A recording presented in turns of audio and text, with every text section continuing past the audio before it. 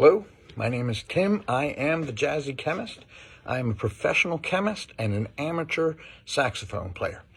We're in the middle of a series talking about the historical relationship between music and science.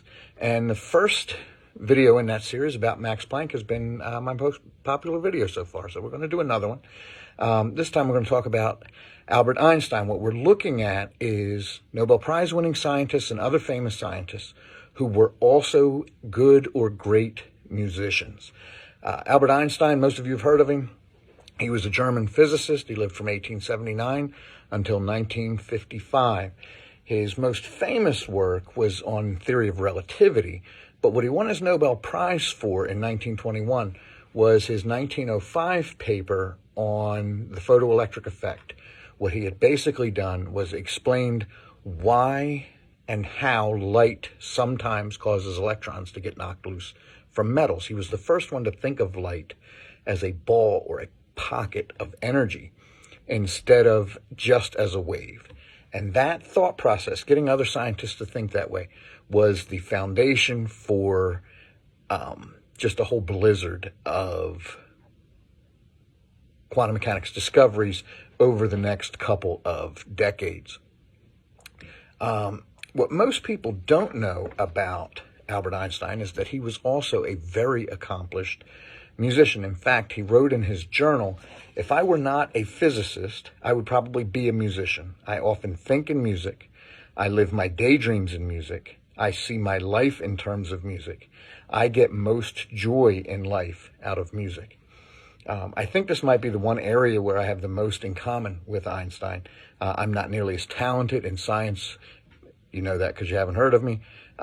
Or in music. You know that by watching my jazz videos.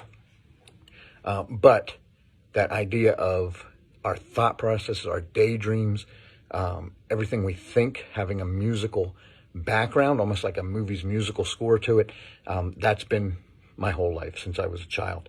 Einstein began learning violin at the age of 5. He didn't really like it much at the time. It wasn't until he was 13 when he was exposed to the violin sonatas of Mozart that he really started to love playing that violin. He fell in love with Mozart's work. He began to study music more willingly. And a quote from him about that is that love is a better teacher than a sense of duty.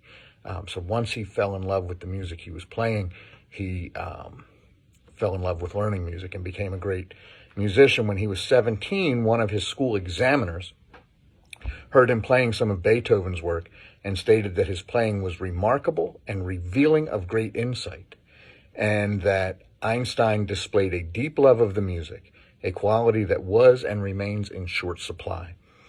Music possessed an unusual meaning for that student, again, speaking of Einstein. He never became a professional musician, but as an adult, he often played chamber music with professional musicians of his day, like Kurt Applebaum, as well as other scientists. He played with Max Planck, both in public at conferences and at home. He played with Max Planck's son. He played with Werner Heisenberg, and the relationship between Heisenberg and Einstein is a whole nother possible video series. They had been friends, colleagues, musical partners, physics partners throughout the 1920s and into the 1930s, and they had kind of a really good admiration for each other.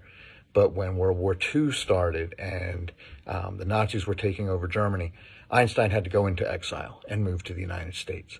And Werner Heisenberg stayed behind and continued to work in Germany on research projects that may have even benefited the Nazi government. And once the war ended and people started to try to build and maintain and mend fences, Einstein could never forgive Heisenberg for staying behind. So we may talk about that in a later set of videos. In fact, Heisenberg's going to be the next person we talk about in this series.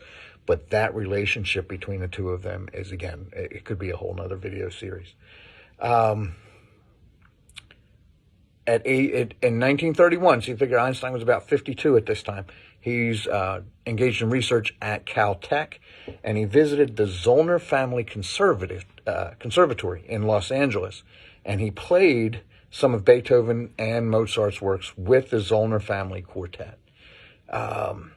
Near the end of his life, 1950s, he's working at Princeton, and the Juilliard Quartet visiting at Princeton, and he played his violin with them. The quartet as a whole were very impressed with Einstein's level of coordination and intonation. That's a quote from them.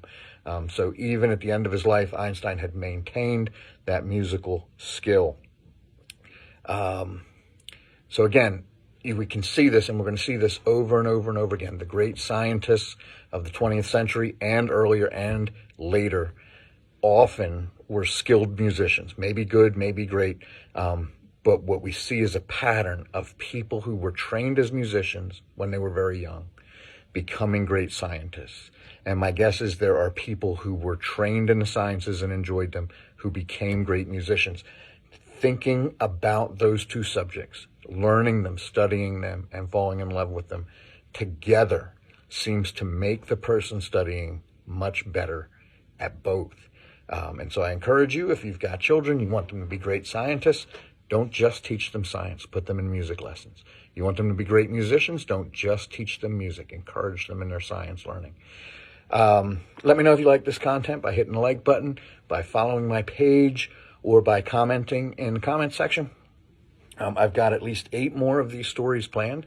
Famous scientists, mostly Nobel Prize winners, who were also good or very good or great musicians. So far, we've got this one on Einstein and then the one I posted yesterday about Max Planck. In the meantime, I'll also keep working on those Lenny Niehaus jazz videos, improving my saxophone playing, getting some of that content up there for you. And I got a couple ideas for some tips and tricks videos on saxophone as well. So go ahead and follow me, and hope to see you there.